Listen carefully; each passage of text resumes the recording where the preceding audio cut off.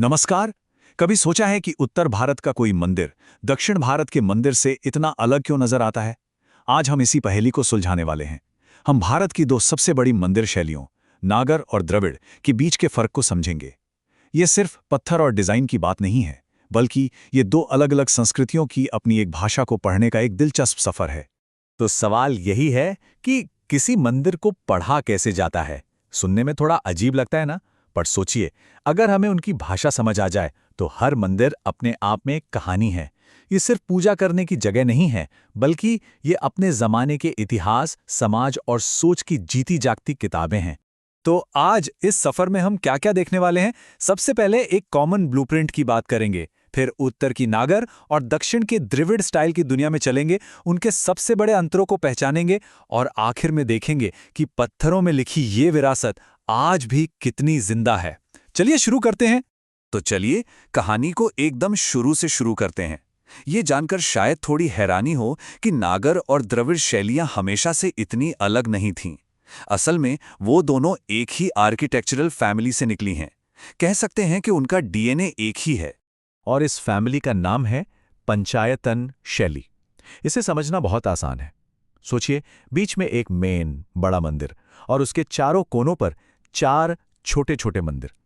बस 5 मंदिरों का यही सेटअप वो बुनियाद है जिस पर नागर और द्रविड़ दोनों ही शैलियों की शानदार इमारतें खड़ी हुईं। अच्छा, इससे पहले कि हम उत्तर और दक्षिण की डिटेल में जाएं, कुछ बेसिक शब्द समझ लेते हैं जो हर हिंदू मंदिर में मिलेंगे। सबसे पहले गर्भगृह, मतलब मंदिर का दिल, जहां मुख्य भगवान की मूर्ति होती है। फिर है मंडप, वो हॉल जहां लोग इकट्ठा होते हैं। ऊपर की तरफ जो टावर जैसा दिखता है वो है शिखर, और आखिर में वाहन यानी भगवान की सवारी, जो आपको गर्भगृह के ठीक सामने मिलेगी। तो अब चलते हैं उत्तर भारत की तरफ और बात करते हैं नागर शैली की। नागर स्टाइल की पहचान है उसकी ऊंचाई, उसकी भव्यता। ऐसा लगता है जैसे ये मंदिर जमीन से ऊपर उठकर सीधा आसमान को छू लेना चाहते हैं। तो अगर किसी नागर मंदिर को पहचानना हो तो क्या देखना है? पहली चीज, ये मंदिर एक ऊंचे प्लेटफॉर्म पर बने होते हैं, जिसे जगती कहते हैं। दूसरी चीज, इसके टावर यानी शिखर, जो अक्सर एक से ज्यादा होते हैं। और जो मेन शिखर होता है ना, वो एक लहर की तरह घुमावदार शेप में ऊपर जाता है। और हाँ, एक और बात, इन मंदिरों के चारों तरफ आपको कोई बहुत बड़ी दीवारें या बाउंड्रीज नहीं मिलेंगी। लेकिन सच पूछें तो नागर स्टाइल की सारी जान उसके शिखर में ही बसती है। इसमें कोई दो राय नहीं है।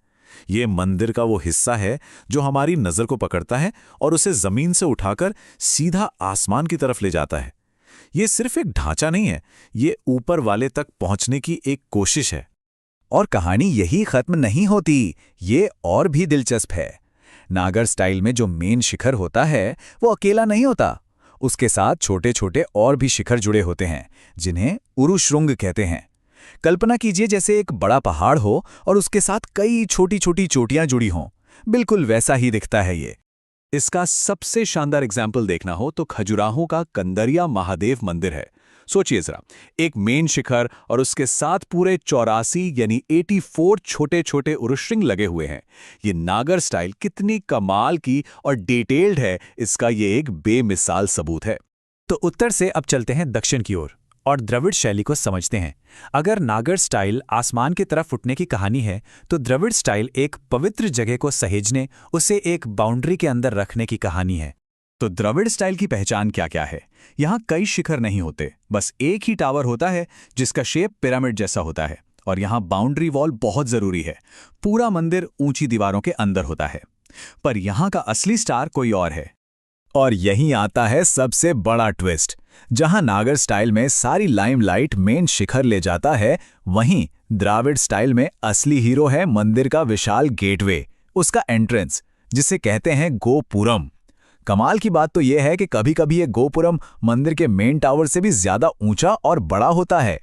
तो एक गोपुरम है क्या? देखिए, ये सिर्फ एक गेट नहीं है। ये अपने आप में एक पूरा का पूरा विशाल कई मंजिला टावर होता है जो मंदिर के अंदर जाने का रास्ता है। इस पर देवी देवताओं की हजारों मूर्तियां बनी होती है और ये दूर से ही अपनी मौजूदगी का एहसास करा देता है। तो अब जब हम दोनों स्टाइल के बेसिक समझ गए हैं, तो चलिए इन्हें आमने सामने रखकर देखते हैं, ताकि सारे अंतर एकदम साफ हो जाएं। ये तस्वीर एक बार में ही सारा कंफ्यूजन दूर कर देती है। ऊपर देखिए नागर स्टाइल, कई सारे घुमावदार शिखर एक साथ, और नीचे है द्रविड़ स्टाइल, एक सीधा पिरामिड जैसा टावर। ये इन दोनों के बीच का सबसे बड़ा और सबसे क्लियर डिफरेंस है। चलिए फटाफट से इन अंतरों को एक लिस्ट में देख लेते हैं। टावर की बात करें तो नागर में कई, द्रविड़ में सिर्फ एक। टावर का शेप नागर में घुमावदार, द्रविड़ में पिरामिड जैसा। हीरो कौन है? नागर में शिखर तो द्रविड़ में गोपुरम। बाउंड्री की बात करें तो नागर में जरूरी नहीं, पर द्रविड़ में ऊंची दीवारें बहुत जरूरी हैं। और आखिर में नागर मंदिर ऊंचे प्लेटफॉर्म पर होते हैं, जबकि द्रविड़ मंदिर जमीनी लेवल पर। तो सवाल ये है कि ये सब जानना आज के ज़माने में ज़रूरी क्यों है? क्या ये सिर्फ इतिहास की बातें हैं जो किताबों में ही अच्छी लगती हैं? जी नहीं, बिल्कुल नहीं। ये समझना होगा कि हम किसी म्यूजियम में रखी चीज़ की बात नहीं कर रहे हैं।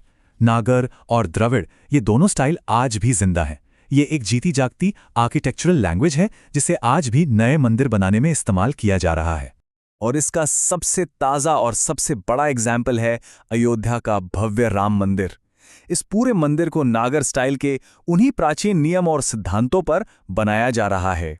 ये इस बात का जीता जागता सबूत है कि हजारों साल पुरानी ये विरासत आज भी कितनी पावरफुल और रेलेवेंट है।